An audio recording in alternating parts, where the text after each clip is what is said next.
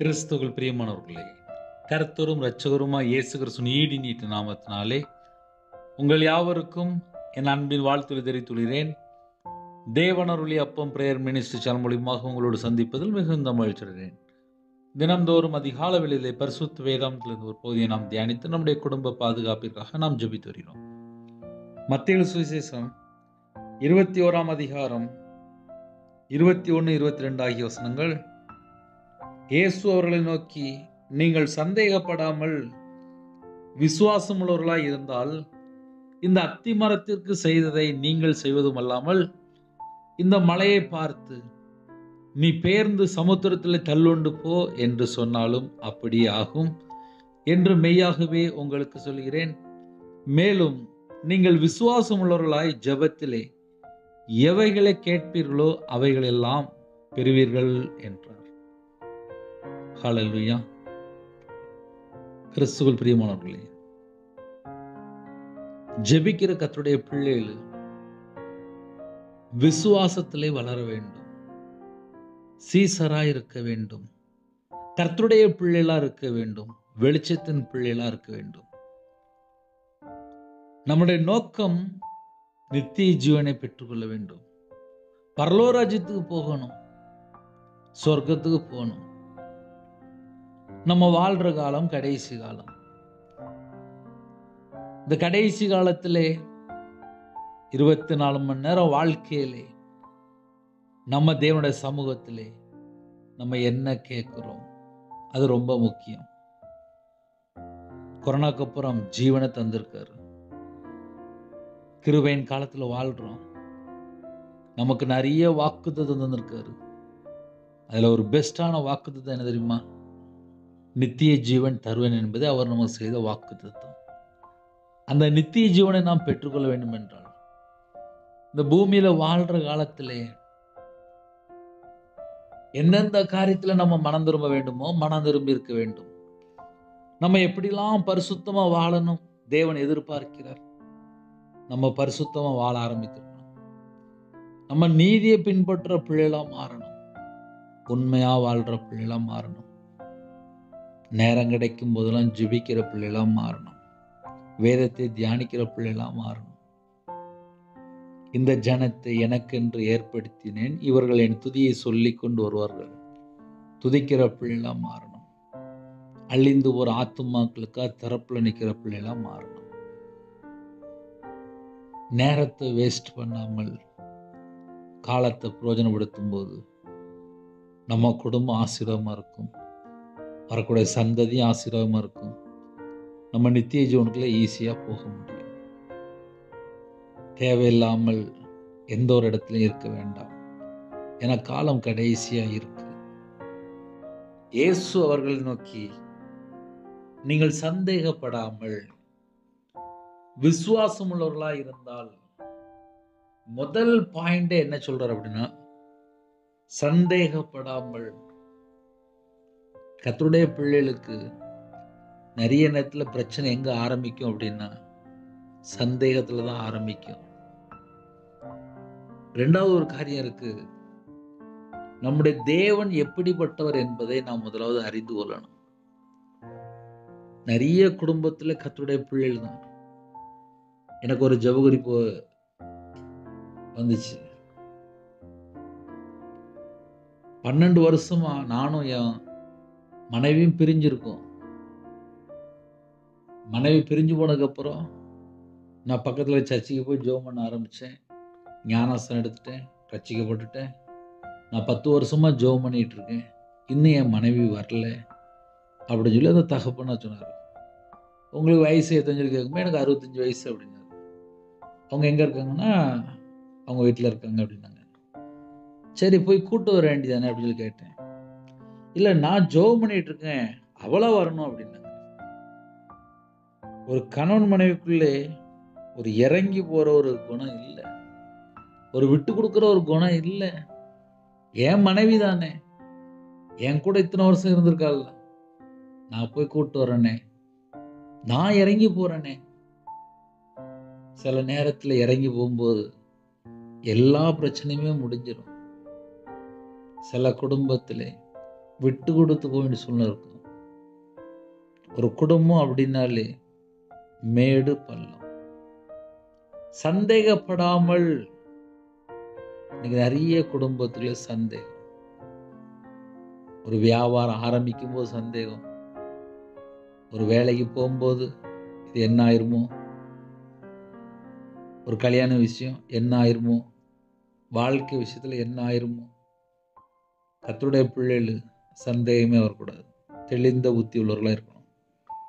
நம்ம ஜெபத்தில் என்னோட சமூகத்தில் கேட்க போகிறோமா, நம்ம கொஞ்சம் பைபிள் வாசிக்கணும். கையில் பைபிள் எடுத்து வாசிக்கணும்.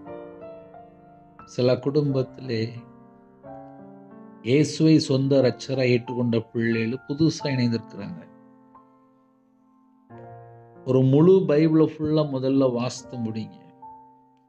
பரிசுத்தவான்கள் எந்த நேரத்தில் எப்படி ஜெபம் பண்ணாங்க. சில ஜெப குறிப்புல வரும்போது அது தேவையற்ற காரியமா இருக்கும். சில ஜெப குறிப்புல வித்தியாசமா இருக்கும். ஒரு நாள் ராத்திரி ஒரு 10:30 மணிக்கு ஒரு ஃபோன் வந்துச்சு. என்னன்னு சொல்லி கேட்டேன். என் மகளுக்கு கல்யாணத்துக்காக கொஞ்சம் ஜெபம் பண்ணுங்க அப்படின்னாங்க. உங்க மகளுக்கு இன்னும் கல்யாணம் முடியலையா? வயசு எத்தனை? 28 வயசு. ஏன் கல்யாணம் முடியல அப்படின்னு சொல்லி கேட்டேன். கல்யாணம் முடிஞ்சிட்டு மாப்பிள்ளை சரியில்லை, வீட்டுக்கு வந்துட்டாங்க. ஆனால் எனக்கு சொன்ன ஜெபகுறிப்பு என்னன்னா, என் பொண்ணுக்கு ஒரு நல்ல மாப்பிள்ளை வேணும். பக்கத்தில் பொண்ணு இருந்தாங்க, கொடுத்தாங்க. கேட்டேன், கல்யாண வாழ்க்கை என்னாச்சு? என் கணவர் சரியில்லை அப்படின்னாங்க. அதுக்கப்புறம் என்னாச்சு? என் கணவர் சரியில்லை, அவர் விட்டுட்டு போயிட்டாரு, நான் வேற தொடர்புல இருந்தேன் அப்படிங்க. இப்போ என்ன கருத்துக்காக ஜெபிக்கணும் அப்படின்னா, இப்போ நான் எங்கள் அம்மா வீட்டில் இருக்கேன், என்னை தேடி வந்திருக்காங்க ஒரு குடும்பம், நான் கல்யாணம் முடிக்கணும் அப்படின்னாங்க. கொஞ்சம் உடனே நிப்பாட்டிட்டு ஒரு கேள்வி கேட்டேன். ஃபஸ்ட்டு கல்யாணம் முடிச்சிங்களா, டைவர்ஸா, இல்லை என்ன நடந்துச்சு? அதெல்லாம் இன்னும் ஒன்றுமே நடக்கலை அப்படிங்க. ஆனால் அடுத்தாப்புல இப்போ ஒரு குடும்பம் வந்திருக்காங்களாம். சில ஜெப குறிப்புலாம் கேட்கவே ஒரு மாதிரியா இருக்கும். பைபிள் என்ன போட்டிருக்கு? ஒரே புருஷன் ஒரே மனைவி, கடைசி காலமா இருக்கு. கல்யாணம் முடிக்கிறாங்க, திடீர்னு விட்டுட்டு போயிருந்தாங்க, திடீர்னு பிரிஞ்சு போயிருந்தாங்க. என்ன நடக்கு, ஏது நடக்கு தெரிய மாட்டுக்கு. சில குடும்பத்திலலாம் அம்மா அப்பா வார்த்தைக்கு கீழ்ப்படியில, அம்மா அப்பா கஷ்டப்பட்டு பணத்தை வாங்கி படிக்க வைக்கிறாங்க. பிள்ளைகள் பார்த்தா அம்மா அப்பாவை கீழ்ப்படியாம விரும்பி, அதுக்கப்புறம் பார்த்தா அவங்களோட வாழ்க்கை பார்த்தா ஒரு கண்ணீர் வாழ்க்கைக்குள்ள போயிருது. ஏன்னா அம்மா அப்பா அங்க வேதனைப்பட்டு இருப்பாங்க. நம்ம ஒரு காரியத்துக்கு ஜெபிக்கணும் அப்படின்னா முதல்ல நம்ம ஒரே ஒரு பாயிண்ட் மட்டும் யோசிக்கணும். அப்பா, இது உமக்கு விருப்பமா? இது உங்க சித்தமா? சில ஜெப குறிப்புலாம் வித்தியாசமா இருக்கு. ஜெபிக்கிற பிள்ளைகள் யாராவது இணைந்திருந்தால், நம்ம ஒரு காரியத்தை ஜெபிக்கணும் அப்படின்னா பைபிள்ல பரிசுத்தவான்கள் நீதிமான்கள் எப்படி ஜெபம் பண்றாங்க அதை நம்ம கொஞ்சம் யோசித்து பார்க்கணும். இது கடைசி காலம், கிருபையின் காலம். இடைவிடாமல் ஜெபிக்கணும், விழித்திருந்து ஜெபிக்கணும். நமக்கு ஜெபிக்கிற வேலை இருக்கு. அழிந்து போற ஆத்துமாக்களுக்கு ஜெபிக்கணும். குடும்பம் ரட்சிக்கப்பட ஜெபிக்கணும். நம்ம பட்டணத்துக்காக ஜெபிக்கணும். ஆனால் இன்னைக்கு சில குடும்பத்துல ஏதோ ஒரு காரியத்துக்காக பின்னாடி போய் அதுக்கப்புறம் வாழ்க்கை கண்ணீரா மாறிடுது. சில ஜெப குறிப்பு சொல்ல முடியாத அளவுக்கு இருக்கு, வேதனையா இருக்கு. அதனால கர்த்தருடைய பிள்ளைகள் எந்த ஒரு ஜெபம் பண்றா இருந்தா கூட, அப்பா இது உங்க விருப்பம் தானா? ஏன்னா இன்னைக்கு நிறைய குடும்பத்திலே நிறைய காரியங்களை யோசிக்கிறாங்க. ஒரு சகோதரன்ட்ட பேசிட்டு இருந்தேன். 12 வருஷம் முன்னகட்டி வாலிப பையனா இருக்கும்போது தற்கொலை எண்ணங்கள், இன்னும் விக்கிரத்துக்குள்ள இருந்த ஒரு நபர், எல்லாராலும் புறக்கணிக்கப்பட்ட ஒரு நபர், வாழ பிடிக்கல, எப்ப பார்த்தாலும் தற்கொலை எண்ணம். ஒரு போதகர், ஐயா சர்ச்சுக்கு வா, உனக்கு சரியாயிரும் அப்படின்னு சொல்லி கூப்பிட்டுருக்காரு. உடனே சர்ச்சுக்கு வந்தாங்க. உடனே பாஸ்டிங் போட்டிருக்காங்க. ஒரு 3 நாள் இருந்து ஜெபம் பண்ணு, உனக்கு சரியா போயிடும், உன் குடும்பம் ஆசீர்வாதமா மாறிடும் அப்படின்னு சொல்லி கேட்டிருக்காங்க. உடனே இந்த தம்பியும் பாஸ்டருடைய வார்த்தையை கேட்டு உடனே பாஸ்டிங் போட்டு ஜெபம் பண்ணிட்டு இருந்திருக்காரு. சர்ச்சில் வந்து அபிஷேக கூட்டம் எல்லாம் பார்த்த உடனே எனக்கு அபிஷேகம் வேணும், அபிஷேகம் தான் என்னோட வாழ்க்கையை மாற்றும் அப்படின்னு சொல்லி கேட்டிருக்காங்க. எப்படி கேட்டிருக்கான் அப்படின்னா, என்னோட வாழ்க்கையிலே எனக்கு தற்கொலை எண்ணங்கள் வருது, எனக்கு இதெல்லாம் போகணும், நான் கர்த்தருக்கா எழும்பி பிரகாசிக்கணும். அந்த 2 நாள்ல தேவன் அபிஷேகம் பண்ணினார். ஊழியத்துக்காக நான் என்னை ஒப்பு கொடுன்னு சொல்லி ஒப்பு கொடுத்தாங்க. இன்னைக்கு 12 வருஷம் ஆச்சு. 2 நாள் அபிஷேகம். அப்ப என்ன அர்த்தம் அப்படின்னா, தேவனுடைய சமூகத்துல போய் தாழ்த்தும் போது, அப்பா என்னுடைய வாழ்க்கையில பாவகாரியம் இருக்குப்பா, என்னை மன்னிச்சிருங்க, நான் உமக்காக வாழன்னு சொல்லி அர்ப்பணிக்கிறேன், உம்முடைய ஊழியத்தை நான் செஞ்சு ஆசைப்படுறேன். கேட்ட உடனே அபிஷேகம். 12 வருஷம் ஆச்சு. இன்னைக்கு நம்ம கால வேளையில நம்ம தேவனுடைய சமூகத்துல என்ன கேட்க போறோம்? அபிஷேகத்தை கேளுங்க, வரங்களை கேளுங்க, கனிகளை கேளுங்க, ஆத்தும ஆதாயம் பண்ணி சொல்லி கேளுங்க, சுவிசேஷ அறிவிக்கணும்னு சொல்லி கேளுங்க, வேதத்தை தியானிக்கிறதுக்கு என்னோட இருதயம் மனக்கண்கள் திறக்கணும்னு சொல்லி கேளுங்க, நன்மை செய்யணும்னு சொல்லி கேளுங்க, நற்கிரியை செய்யணும்னு சொல்லி கேளுங்க, நான் உண்மையா வாழன்னு சொல்லி கேளுங்க, பரிசுத்தமானு சொல்லி கேளுங்க, நான் நீதியை பின்பற்றுன்னு சொல்லி கேளுங்க. நம்ம தேவனுடைய சமூகத்துல கேட்கும் போது தேவன் பார்ப்பாரு. சாலமோன் ராஜா ஜெபிச்சாரு. எப்படி ஜெபிச்சாரு? எனக்கு ஒரு ஞானம் வேணும்பா, இவ்வளவு ஜனங்கள் இருக்கிறாங்க அப்படின்னு சொல்லி கேட்டார். உடனே தேவன் செழிப்பா கொடுத்தார். இன்னைக்கு நம்ம கேட்கக்கூடிய அந்த பாயிண்ட் ரொம்ப முக்கியம். அண்ணனுடைய வாழ்க்கையிலே பிள்ளை இல்லாம இருந்துச்சு. எனக்கு ஒரு பிள்ளை தாங்க, நான் ஆலயத்துல கொண்டு வச்சிருக்கேன். பொருத்தனை. நிறைய குடும்பத்துல நிறைய பாயிண்ட்க்கு நம்ம ஜெபிப்போம். ஆனா சில காரியங்கள் மறந்துடுவாங்க. எனக்கு ஒரு குடும்பம் தெரியும். அந்த குடும்பத்திலே அவனுடைய கணவருக்கு வேலை இல்லாம இருந்துச்சு. அப்ப அந்த சகோதரிட்ட கேட்டேன், அக்கா நீங்க பொருத்தனை பண்ணிருக்கிறீங்களா? ஆமாண்ணே, நான் பொருத்தனை பண்ணினேன். கல்யாணம் முடிஞ்சதுக்கு அப்புறம் எனக்கு பிள்ளை இல்லாம இருந்துச்சு, என் கணவருக்கு வேலை இல்லாம இருந்துச்சு, நான் பொருத்தனை பண்ணியிருந்தேன். எனக்கு குழந்தை பிறந்துட்டு அப்படின்னா, எனக்கு பையன் பிறந்துட்டு அப்படின்னா, நான் ஆலயத்துல போய் காணிக்க வச்சு மைக்ல போய் சாட்சி சொல்லுவேன். என் கணவருக்கு வேலை கிடைச்சிட்டுன்னா நான் மைக்ல போய் சாட்சி சொல்லுவேன் அப்படின்னு சொல்லி நான் ஒரு பொருத்தனை பண்ணியிருந்தேன். சரி, அதுக்கப்புறம் என்ன நடந்துச்சு? எனக்கு பையன் பிறந்துட்டு, காணிக்க இன்னும் வைக்கல, மைக்ல போய் இன்னும் சொல்லல. அப்போ நான் உடனே சொன்னேன், அக்கா நீங்க பொருத்தனை பண்ணிருக்கீங்க, பையன் பிறந்துட்டு அப்படின்னா சர்ச்சில் போய் காணிக்க வச்சு மைக்ல போய் சாட்சி சொல்லுன்னு சொல்லி பொருத்தனை பண்ணிருக்கீங்க, அதை செய்யுங்கக்கா, கண்டிப்பா அண்ணனுக்கு ஒரு வேலை கிடைக்கும் அப்படின்னு சொல்லிட்டு அதே வாரத்திலே கரெக்டா பொருத்தனை நிறைவேற்றினாங்க. அடுத்தாப்புல ஒரு மாசம் 1.5 மாசத்துக்குள்ள அந்த அண்ணனுக்கு வேலை கிடைச்சிட்டு. ஹல்லேலூயா. கர்த்தருடைய பிள்ளைகளு, தேவனுடைய சமூகத்துல போய் நம்ம என்னென்ன காரியத்துக்கு ஜெபித்தோமோ அந்த எல்லா காரியத்தையும் கொஞ்சம் நம்ம நினைச்சு பார்க்கணும். சில குடும்பத்துல பொருத்தனை பண்ணியிருப்பாங்க. இப்ப என் வாழ்க்கையில் நான் ஒரு பொருத்தனை பண்ணி ஜெபம் பண்ணேன் 2016. எனக்கு நான் வியாபாரத்துல நஷ்டப்பட்டாலும், கடன்ல கஷ்டப்பட்டாலும், ஊரை விட்டு போனாலும், நிந்தைகள், அவமானங்கள், கண்ணீர் மட்டும்தான் என் வாழ்க்கையில் இருந்துச்சு.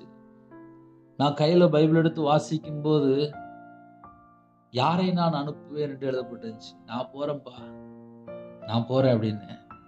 அதே போல கர்த்தருக்காக ஊழியம் செய்யணும்னு சொல்லி ஆசை.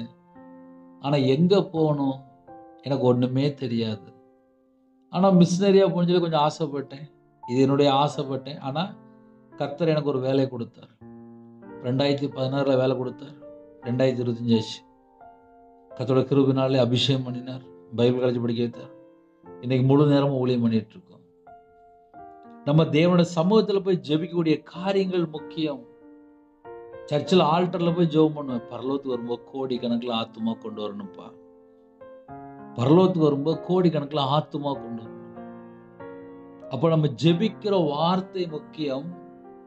ஜெபிக்கிற பிள்ளைகளு தேவனுக்கு பிரியமானபடி வாழ்க்கை இருக்கா, அது ரொம்ப முக்கியம்.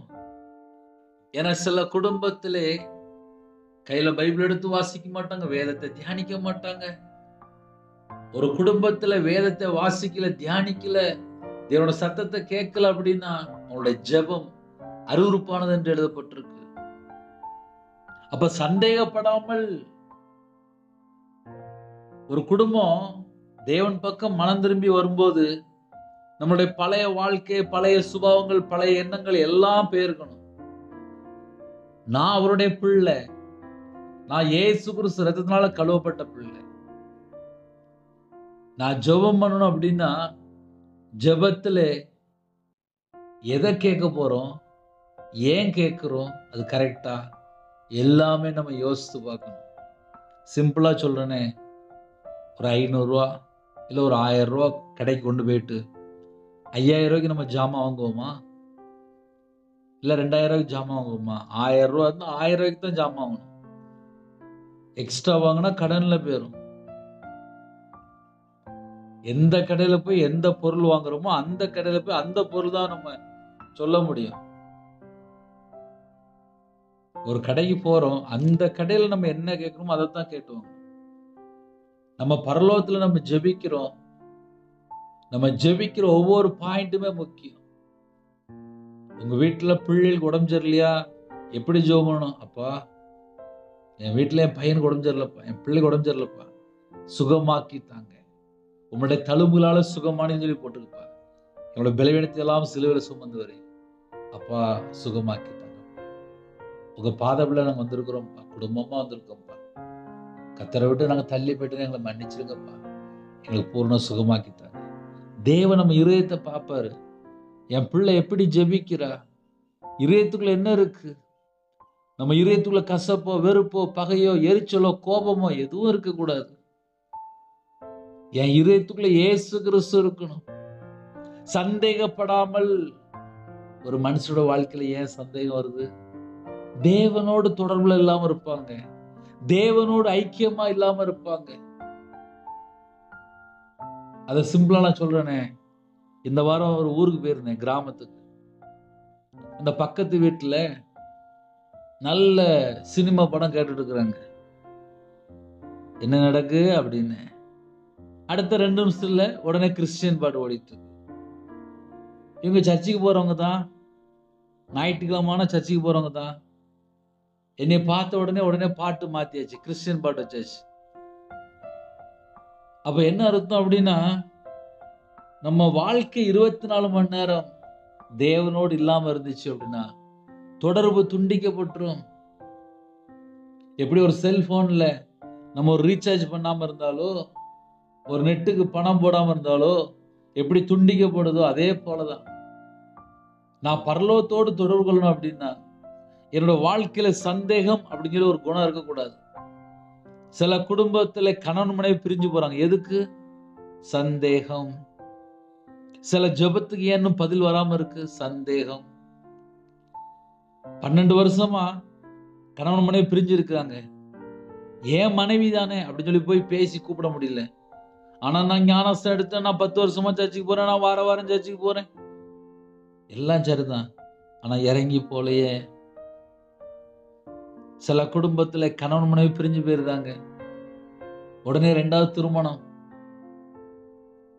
ஒரு குடும்பத்துக்குள்ள சின்ன பிரச்சனை வந்துச்சு அப்படின்னா என்ன, ஏன், எதுக்கு அப்படின்னு சொல்லி குடும்பமா பேசுனா ஒரு குடும்பம் இணைந்து வாழும்.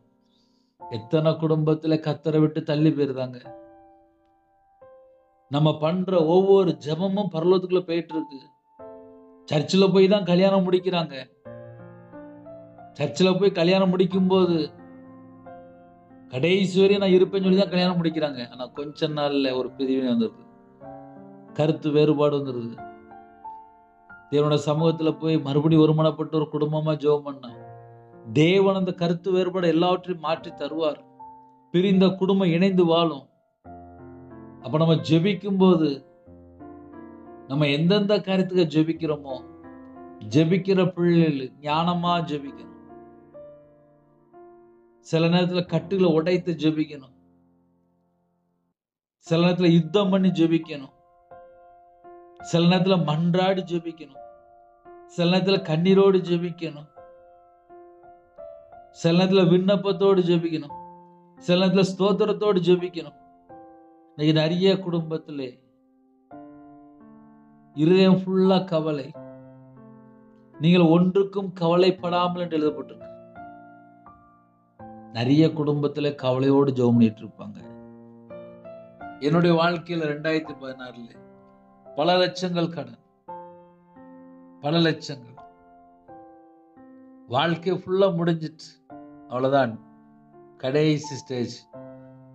ஆனா தேவனுடைய சமூகத்துல வந்து பரலோகத்துக்கு வரணும்பா, பரலோகத்துக்காக வரணும், நான் பரலோகத்துக்கு வரணும், பரலோகத்துக்கு நிறைய ஆத்துமா கொண்டு வரணும், அவ்வளவுதான். ஜெபம் ஃபுல்லா வேறையா இருந்துச்சு. ஆனா என் இதயத்துக்குள்ள இந்த உலகத்துல காரியமா எதையும் அதெல்லாம் எதுவுமே யோசிக்கல. கர்த்தர் அழகா சர்ச்சில் ட்ரைனிங் கொடுத்தாரு, பைபிள் காலேஜ் படிக்க வைத்தாரு, முழு நேர ஊழியத்தை அழைத்தாரு, மைக்கில் ஏற்றினாரு, யூடியூப் கொடுத்தாரு. கர்த்தருடைய கிருபையினாலே எத்தனையோ ஜனங்களை கேட்டுட்டு இருக்கிறீங்க. என்ன காரணம்? இருதயம் தேவனோடு தொடர்புல இருக்கா? இருதயம் தேவனோடு தொடர்புல இருந்தா நம்ம எந்த காரியத்துக்கு ஜெபிக்கிறோம் உடனே பதில் வரும். நம்ம ஒரு ஜெபம் பண்ணணும் அப்படின்னா நம்ம வாழ்க்கையிலே கனி கொடுக்கிற பிள்ளைகளா இருக்கணும். சில குடும்பத்துல கனி இல்லாத ஒரு வாழ்க்கையா இருக்கு, அன்பு இல்லாத ஒரு வாழ்க்கையா இருக்கு. அது ஒரு வேதனையான காரியம். ஜெபிக்கிற பிள்ளைகளோட வாழ்க்கையில கனி இருக்கணும். இயேசு கிறிஸ்து அத்தி மரத்துக்கு என்ன சொன்னாரு? இனி ஒரு காலம் உன்னிடத்தில் கனி உண்டாவது இருக்க கிடவது என்றார். உடனே அத்தி மரம் பட்டு போயிற்று. இன்னைக்கு நிறைய குடும்பத்துல என்ன பிரச்சனை? கனி இல்லாத ஒரு வாழ்க்கை. நிறைய குடும்பத்துல கனி இல்லாம இருக்கு. கனி உள்ள பிள்ளைகளா இருக்கணும். அன்பு, சந்தோஷம், சமாதானம், நீடிய பொறுமை, தயவு, நற்குணம், விசுவாசம், சாந்தம், இச்சை அடக்கம். ஆவிக்குரிய 9 கனியில ஒரு கனி விசுவாசம். இன்னைக்கு நிறைய குடும்பத்துல விசுவாசத்துல ரொம்ப குறைஞ்சிட்டு இருக்கிறாங்க. 24 மணி நேரம் நம்ம உயிரோட இருக்கணும். அது கர்த்தருடைய கிருபை, தேவனுக்கு தெரியும். இன்னைக்கு காலவில் யாரெல்லாம் இணைந்து இருக்கிறீங்களோ உங்களுக்கு என்ன வேணும் தேவனுக்கு நல்லா தெரியும். 24 மணி நேரம் தேவன் நம்மளை பார்த்துட்டே இருக்காரு. நம்ம இருதயத்துல நம்ம என்னெல்லாம் யோசிக்கிறோம் எல்லாம் தெரியும். அந்தந்த நேரத்துல கரெக்டா நம்ம செஞ்சுட்டு இருப்போம். காலை வேளையில ஜெபிக்கிற பிள்ளைகள் எப்படி ஜெபிக்கணும்னா விசுவாசத்தோடு ஜெபிங்க. ஏன்னா ஒவ்வொரு வீட்லயும் ஒவ்வொரு தேவைகள் இருக்கு. நீங்கள் விசுவாசம் உள்ளவர்களாய் ஜெபத்தில் எவைகளை கேட்பீர்களோ அவைகளை எல்லாம் பெறுவீர்கள். உங்களுக்கு என்ன வேணுமோ கொடுக்கப்படும் அப்படின்றார். அது வாக்கு தத்துவம். நம்ம வாழ்க்கையில நிறைவேறணும் அப்படின்னா நமக்கு ஒரு அதிகாரம் கொடுத்திருக்காரு. ஜெபிக்கிற பிள்ளைகளுக்கு ஒரு அதிகாரம் கொடுத்திருக்காரு. என்ன அதிகாரம்? நீங்களாம் என் பிள்ளைகள், நீங்க கேட்டீங்கன்னா நான் தருவேன். ஒரு அதிகாரம். நீங்கள் விசுவாசம் உள்ளவர்களாய் ஜெபத்தில் எவைகளை கேட்பீர்களோ, 9 வரங்களில ஒரு வரம் விசுவாசம், 9 கனியில ஒரு கனி விசுவாசம். விசுவாசத்தினால நீதிமான் பிழைப்பான். அப்ப கர்த்தருடைய பிள்ளைகள் என்னோட சமூகத்துல கேட்கும் போது சந்தோஷமா கேளுங்க, நிறைவா தருவாரு. பரிசுத்தாவே கேளுங்க, அபிஷேகத்தை கேளுங்க, கனிகளை கேளுங்க. பரலோகத்துல நம்ம கேட்கிறோம், பெரியதா காரியங்கள் கேளுங்க. பண்டகசாலை திறந்து ஆசீர்வதிப்பார், பொக்கிஷசாலை திறந்து ஆசீர்வதிப்பார். உங்க ரத்தத்தினால என்னை கழுவி சுத்திகரிங்கப்பா, என்னை பரிசுத்தவானா மாற்றுங்கப்பா, எனக்கு ஒரு வெண் வஸ்திரம் தாங்கப்பா, எனக்கு ஒரு ரட்சிப்பின் வஸ்திரம் தாங்கப்பா, நான் பரலோகத்துக்கு வரணும்ப்பா. அப்படி நம்ம ஜெபிக்கிற காரியங்கள் நிறைய இருக்கு. ஏன்னா சில குடும்பத்தில் ஜெபிக்கிற பிள்ளைகள் இணைந்திருக்கிறீங்க. இன்னும் ஆழமா ஜெபிங்க, சந்தேகப்படாம ஜெபிங்க, விசுவாசத்தோடு ஜெபிங்க. ஜெபிக்கிற பாயிண்ட் முக்கியம். தேசத்துக்குள்ள எங்கெல்லாமோ அழிஞ்சிட்டு இருக்கு, யுத்தம் நடக்கு. எந்தெந்த காரியம் நம்ம பார்க்குறோமோ அப்போ அந்த தேசத்துக்கு ஒரு சமாதானத்தை கட்டிடுங்க. யாரெல்லாம் எந்த நாட்டில் இருக்கிறீங்களோ நம்ம இருக்கிற பகுதியிலே தேச தலைவருக்காக ஜெபிங்க, குடும்பத்துக்காக ஜெபிங்க, திறப்புல நில்லுங்க. கண்டிப்பா தேவன் நம்ம குடும்பத்தை ஆசீர்வதிப்பார். அதிக அளவில் ஜெபிக்க போயிடும். நீங்கள் விசுவாசம் உள்ளவர்களை ஜெபத்தில் எவைகளை கேட்பீர்களோ, இந்த அத்தி மரத்திற்கு செய்து நீங்கள் செய்வதும் அல்லாமல் இந்த மலையை பார்த்து நீ பெயர்ந்து சமுத்திரத்திலே தள்ளுண்டு போ என்று சொன்னாலும் அப்படி ஆகும். கட்டளை கொடுக்கணும். சில நேரத்தில் கட்டளை கொடுக்கணும். கர்த்தருடைய பிள்ளைகள் தான் இணைந்திருக்கிறீங்க. ஆவிக்குரிய வாழ்க்கையில் எதை பெற்றுக்கொள்ளணும், எதை கேட்கணும், எல்லாம் கர்த்தருடைய பிள்ளைகளுக்கு தெரிந்திருக்கணும். அதிக அளவில் ஜெபிப்போமா? கண்களை மூடி நாம் ஜெபம் செய்வோம். அன்பின் கர்த்தாவே, நன்றியோடு துதிக்கிறோம்ப்பா. அதிக அளவிலே அப்பா, இன்னைக்குள்ள வேத பகுதியிலே நீங்கள் விசுவாசம் உள்ளவர்களாய் ஜெபத்தில் எவைகளை கேட்பீர்களோ அவைகள் எல்லாம் பெறுவீர்கள் என்றீங்கப்பா. உங்க பிள்ளைகளுக்கு என்ன வேணும்? விசுவாசம் வரந்தாங்க, விசுவாசம் கனி செயல்படணும், ஆவியில நிரம்பி ஜெபிக்கணும், அதிக அளவில் கிருபை பெற்றுக்கொள்ள தினம்தோறும் எழும்பணும். புதிய நாளுக்கான கிருபைக்காக நன்றி. பிதா, குமாரன், பரிசுத்தாவியானவர் முத்திரை போடுங்கப்பா. இந்த நாளிலும் உங்க பிள்ளைகளுக்கு ஒரு ஜெப அபிஷேகம் தாங்க. அழிந்து ஒரு ஆத்துமாக்களுக்கு திறப்புல நிக்கிற பிள்ளைகளா மாறட்டும், விழித்திருந்து ஜெபிக்கிற பிள்ளைகளா மாறட்டும், தாகத்தோடு ஜெபிக்கிற பிள்ளைகளா மாறட்டும், கண்ணீரோடு ஜெபிக்கிற பிள்ளைகளா மாறட்டும். சத்துருக்களை மேற்கொள்ள அபிஷேகம் நிரப்புங்க, பரிசுத்தனால் நிரப்புங்க, அக்னி அபிஷேகத்தால் நிரப்புங்க. ஆவிக்குரிய 9 கனிகளினாலும் ஆவிக்குரிய 9 வரனால் நிரப்புங்க. சிறுபிள்ளைகள் முதல் கொண்டு முதியோர் எல்லா குடும்பத்துக்கு வேலையடைங்க, ஆசீர்வதிங்க. யாரெல்லாம் தங்களை தாழ்த்தணும் அவங்களுடைய அப்பத்தின் தண்ணியை ஆசீர்வதிங்க. ரட்சிப்பின் வஸ்து தாங்கராஜா, நீதியின் சால்வை தாங்கப்பா, துதியின் அபிஷேகம் நிரப்புங்கப்பா. எல்லா குடும்பத்தையும் கர்த்தர் வேலையடைங்க. யாரெல்லாம் எந்த நாட்டுக்குள்ள இருக்கிறாங்க எல்லாரையும் ஆசீர்வதிங்கப்பா, எல்லாரையும் ஆசீர்வதிங்கப்பா, எல்லாரையும் ஆசீர்வதிங்கப்பா. எல்லா குடும்பமும் ரட்சிக்கப்படணும்ப்பா. நாங்க எல்லாரும் பரலோகத்துக்கு வரணும்ப்பா. எங்களுக்கு பரலோகம் வேணும்ப்பா. முதலாவது தேவனோட ராஜ்யத்தையும் அவருடைய நீதியும் தேடுங்கள், அப்பொழுது இவைகளெல்லாம் உங்களுக்கு கூட கொடுக்கப்படும் என்று சொன்னீங்கப்பா. உங்க பிள்ளையோட வாழ்க்கையில சந்தேகம் வந்து எடுத்து போட்டுருங்கப்பா. விசுவாசத்தோடு ஜெபிக்கிற பிள்ளைகளாம் மாறட்டும். இந்த நாளிலும் யாரெல்லாம் வெளியில புறப்படுறாங்களோ எல்லா குடும்பத்துக்கும் எல்லா விதமான பாதுகாப்பு தாங்க. பிறந்த நாள், திருமண நாள் கொண்டாடுறாங்க, பக்கத்துடைய கரம் பிள்ளைகள் கொடுக்கட்டும், ஆசீர்வதிங்க. தேவன் அருளி அப்ப மினிஸ்டர் நம்முடைய கரத்தில் முடியும். இரவும் போலுமா ஜெபிக்கிறோம். அவங்களோட வாழ்க்கையிலே சமாதானத்திலே அப்பா, சமாதானம் வேணும்ப்பா. எத்தனையோ குடும்பத்தில் சமாதானம் இல்லாம இருக்காங்கப்பா. குடும்பத்துல பிரிவினை, வேதனை, கண்ணீர், கஷ்டம், பிரச்சனை எதுவாக இருந்தாலும் எடுத்து போட்டுருங்கப்பா. சமாதானத்தை தாங்கப்பா. சமாதானத்தின் தேவன் எங்க வீட்டுக்குள்ள வரணும்ப்பா. கல்வாரி அன்பினால் நிரப்புங்கப்பா. சிலுவையில் சிந்தின ரத்தத்தினால சமாதானத்தை உண்டாக்குனீங்கப்பா. உங்க பிள்ளைகளுக்கு சமாதானம் தாங்கப்பா. எங்களுக்காக தான்ப்பா காயப்பட்டீங்க, எங்களுக்காக தான்ப்பா நொறுக்கப்பட்டீங்க. எங்களுடைய அக்கிரமம், எங்களுடைய பாவம், எங்களுடைய மீறு எல்லாவற்றையும் சிலுவையில் சுமந்தீங்கப்பா.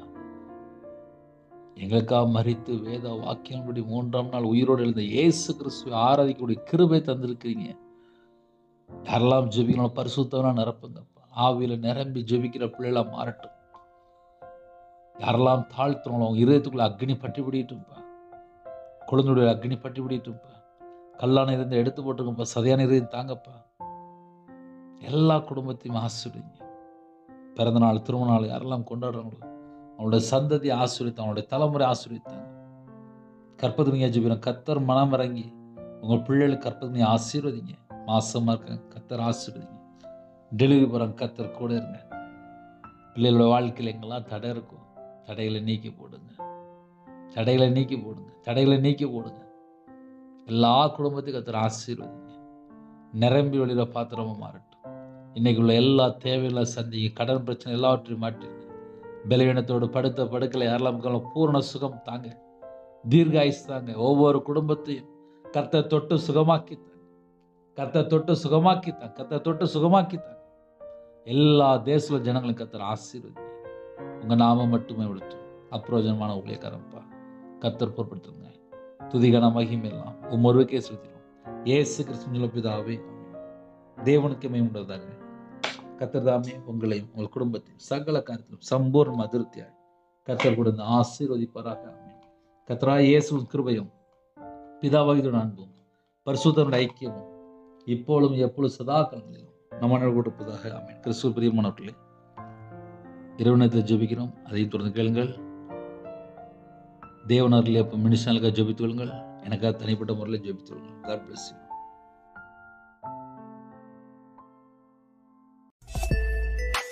Thanks for watching. Please subscribe our channel. Click the like and share. Click the bell. God bless you.